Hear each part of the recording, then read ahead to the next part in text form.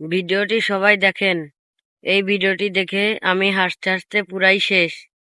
অভিজিৎ, খোঁজ লাগাও 27 রমজান উপলক্ষে কোন কোন মসজিদে ভালো ইফতারির ব্যবস্থা করা হয়েছে।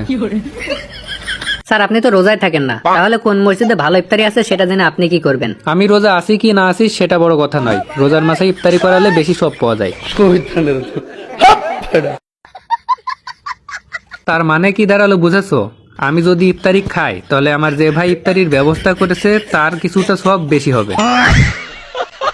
27 রমজানের ইফতারির খাওয়া বছরে একবারই পাওয়া যায়, কারণ বেশি সোয়াবের লোভে সব বড়লোক বা প্রভাবশালী লোকেরা এদিনকে ইফতারি দেয়।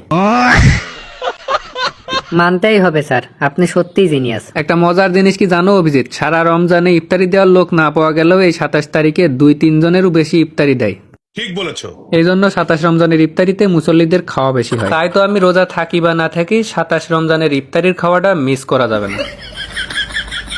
রোজা না থেকে সারাদিন খেয়ে ইফতারি করতে গেলে তো লোকজন ঠিক পেয়ে যাবে যে আপনি রোজা নেই। আরে পাগল, পাঞ্জাবি আর টুপি পরে তসবি হাতে নিয়ে মুখের এমন একটা এক্সপ্রেশন মারবো কেউ বুঝতেই পারবে না যে আমি রোজা নেই। সবার ভিতরে আমার মুখ দেখে এমন মনে হবে যে আমি একমাত্র রোজাদার যার রোজা আজ ধরে গেছে।